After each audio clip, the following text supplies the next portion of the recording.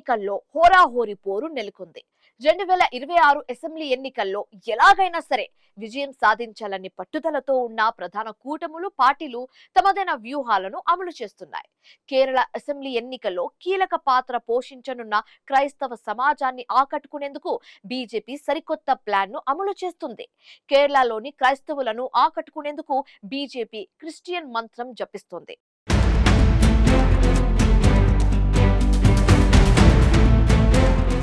Kerala assembly ఎన్నికల సమరం ఈసారి మరింత రసవత్తరంగా మారింది.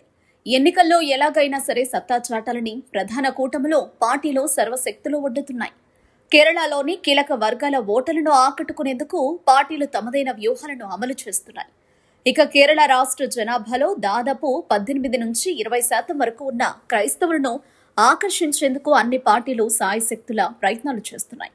కేరళ రాజకీయాల్లో పాగా వేయాలన్న పట్టుదలతో ఉన్న బీజేపీ అక్కడ కేవలం హిందుత్వ కార్డుతోనే విజయం సాధించలేమని భావించి వ్యూహాత్మకంగా తన రూటు మార్చింది. కేరళలో నిర్ణయాత్మక శక్తిగా ఉన్న క్రైస్తవులను ఆకట్టుకునేందుకు క్రిస్టియన్ మంత్రం జపిస్తోంది.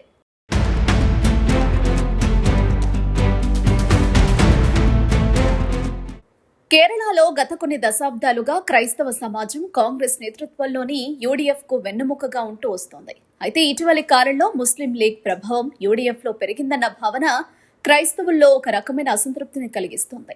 దీనిని ఆసరాగా చేసుకున్న బీజేపీ క్రైస్తవ ఓటర్లను తన వైపు తిప్పుకోవడం ద్వారా కాంగ్రెస్ పునాదులను దెబ్బతీయాలని భావిస్తోంది.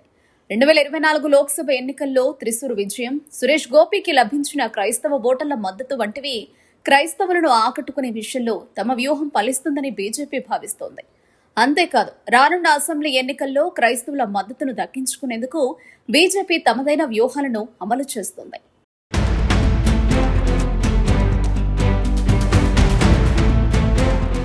కేరళలో ముస్లిం జనాభా పెరుగుదల, వక్ఫ్ బోర్డు భూముల వివాదం, లవ్ జిహాద్ వంటి అంశాలపై క్రైస్తవ సమాజంలో ఉన్న ఆందోళనలను బీజేపీ రాజకీయ అస్త్రాలుగా మలుచుకుంటోంది. అంతేకాదు, ఆయా అంశాలు క్రైస్తవ మత పెద్దలకు మద్దతుగా నిలవడం ద్వారా వారి ప్రయోజనాలను రక్షించేది తామే అనే సంకేతాన్ని బీజేపీ బలంగా పంపిస్తోంది. ముఖ్యంగా కేథలిక్ చర్చిలోని కొన్ని వర్గాలు ఇటీవల బీజేపీ వైపు మొగ్గు చూపడం, ఆర్ఎస్ఎస్ తో చర్చలు జరపడం ఈ సామాజిక ఇంజనీరింగ్ లో భాగమే. కేవలం మాటలకే పరిమితం కాకుండా పార్టీ పదవుల్లో క్రైస్తవులకు పెద్దపీట వేస్తోంది.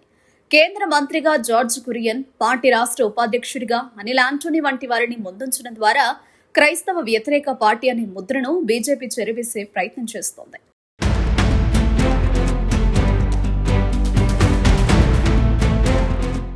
ప్రస్తుత అసెంబ్లీ ఎన్నికల్లో అధిక సంఖ్యలో క్రైస్తవ అభ్యర్థులను నిలబెట్టాలని, తద్వారా ప్లాన్ బి కింద క్రైస్తవ ప్రాబల్యం ఉన్న మధ్య కేరళలో పట్టు సాధించాలని బీజేపీ ప్లాన్ చేస్తోంది.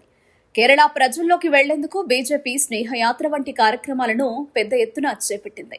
క్రిస్మస్, ఈస్టర్ పండుగల సమయంలో బీజేపీ నేతలు చర్చిలను సందర్శించడం, క్రైస్తవ కుటుంబాల ఇళ్లకు వెళ్లి మోదీ ప్రభుత్వ పథకాలను వివరించడం వంటివి క్షేత్రస్థాయిలో మార్పును తీసుకొస్తున్నాయి. ముఖ్యంగా రబ్బర్ ధరల పతనం వంటి ఆర్థిక అంశాలపై కేంద్రాన్ని ఒప్పించి రైతులకు మేలు చేస్తామని హామీ ఇవ్వడం ద్వారా కేరళలోని సిరో మలబార్ చర్చి మద్దతును పొందేందుకు బీజేపీ గట్టి ప్రయత్నం చేస్తోంది. కేరళలో బీజేపీ అనుసరిస్తున్న వ్యూహానికి కొన్ని ప్రధాన సవాళ్లు కూడా ఉన్నాయి. ఉత్తరాది రాష్ట్రాల్లో క్రైస్తవ మిషనరీలపై దాడులు జరుగుతుండడం, మణిపూర్ హింసాకాండ వంటి అంశాలు బీజేపీకి సమస్యగా మారాయి. ఆయా అంశాలను ప్రస్తావిస్తున్న బీజేపీ ప్రత్యర్థులు ఓవైపు ఇక్కడ స్నేహం అంటూనే మరోవైపు ఇతర ప్రాంతాల్లో దాడులు చేస్తున్నారనే ప్రచారాన్ని క్రైస్తవ సమాజంలోకి తీసుకెళ్లడంలో ప్రతిపక్షాలు కొంతవరకు సఫలమవుతున్నాయి.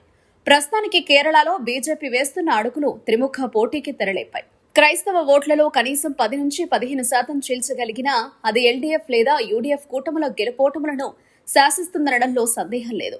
తాజా పరిణామాలను బట్టి చూస్తే బహిరంగంగా బీజేపీని వ్యతిరేకించే క్రైస్తవులు కూడా రహస్యంగా ఆ పార్టీ వైపు మొగ్గు చూపే అవకాశం ఉందన్న విశ్లేషణలు సైతం వినిపిస్తున్నాయి. 2026 అసెంబ్లీ ఎన్నికలే లక్ష్యంగా కేరళలో బీజేపీ జపిస్తున్న క్రైస్తవ మంత్రం ఎంతవరకు కమలనాథులకు కలిసి వస్తుందనేది ఆసక్తిని రేకెత్తిస్తుంది.